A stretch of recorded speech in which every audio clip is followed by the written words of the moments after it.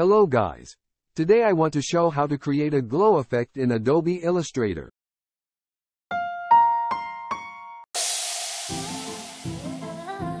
Welcome to my channel. Select Text tool. Here type your own text. Here, fill color none and increase stroke color.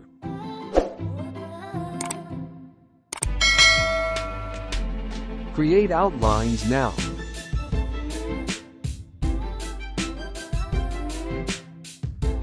Now copy and paste in front, then set position. Increase stroke.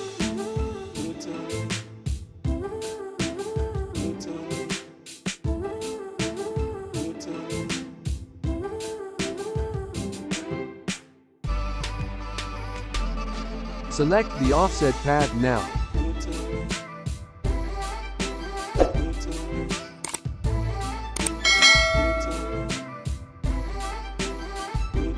Now go stroke and select dashed line.